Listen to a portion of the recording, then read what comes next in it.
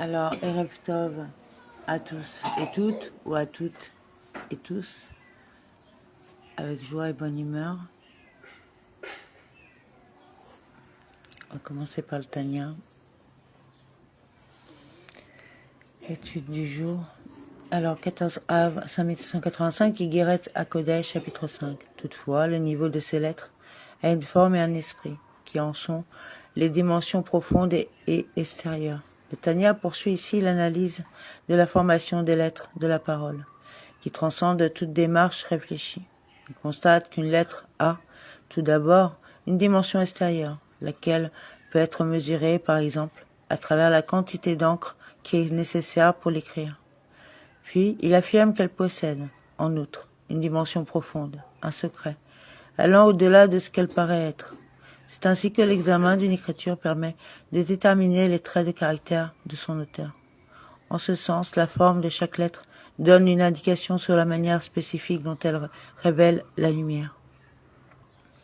Car, bien qu'elle émane du stade antérieur de la compréhension et que la volonté de l'esprit ne porte que sur la forme des différentes manières de prononcer les 22 lettres, néanmoins, la forme et le corps qui les constituent, leur aspect extérieur, sont le souffle émanant du cœur. Or, ce souffle est unique, quelle que soit la lettre qu'il s'agisse de prononcer, bien que chacune soit articulée d'une manière différente. Il en résulte que la diversité des lettres de l'alphabet ne remet pas en cause leur source unique, dépassant toutes les différences. Ce souffle est à l'origine d'une voix, non formalisée, qui provient de la gorge. Selon le Tikkun Zohar, Tikkun numéro 22, à la page 63b, cela veut dire que les lettres ne sont pas préformées dans le souffle. Il y a bien à l'origine de la parole un souffle unique, et la différenciation entre les lettres s'effectue donc à un autre niveau.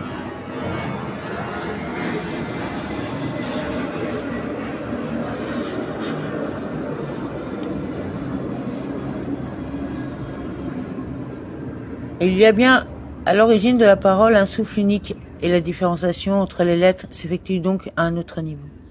Puis se répartit entre les 22 sons, expressions des 22 lettres, à travers les 5 organes que l'on connaît, soit le Aleph, le Chet, le E et le Ayin, de la gorge, le Gimel, le Yud, le Kaf et le Kouf, du palais, le Dalet, le Tet, l'Amed, le Nun et le Tav de la langue, le Samer, le Sadik, le Resh, le Shin des dents, le Bet, le Vav, le Mem, le P des lèvres. Le Zohar, tome 2, à la page 123a, constate que ces lettres ne sont pas présentées dans l'ordre alphabétique, mais classées en fonction de la place qu'elles occupent dans les mondes créés. Ainsi, pour ce qui est des lettres nommément citées par ce passage, le Aleph correspond à Keter, le Het à Orma et le E à Bina, le Aïn aux 7 émotions et ainsi de suite. En revanche, l'expression du souffle proprement dit. Le Tanya fait allusion ici au souffle qui ne reçoit aucune formalisation et qui conserve son état originel, lui permettant la formation de toutes les lettres à la fois, avant leur répartition entre les 5 catégories précédemment définies. Forme la lettre E, qui est une lettre légère qui n'a pas de substance, selon le cantique Akdamut récité à Shavuot à la lettre Vav. Le Midrash Bereshit Rabbah, chapitre 12, au paragraphe 10, constate que la prononciation du « e » n'exige aucun effort et qu'elle requiert moins de souffle que les autres lettres. En d'autres termes, le « e » est la lettre la plus proche du souffle, qui est à l'origine de toutes les lettres à la fois, celui qui requiert la transformation et l'élaboration les plus réduites.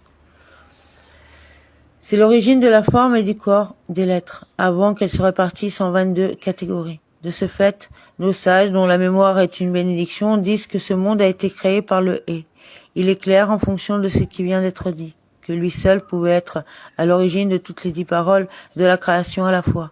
De fait, la tribu de Malrout, la séphira la moins formalisée, n'est bien qu'un souffle. Ainsi, le monde fut créé par la partie superficielle des lettres célestes, par leur corps, émanant lui-même de la lettre « et » du nom Havaya.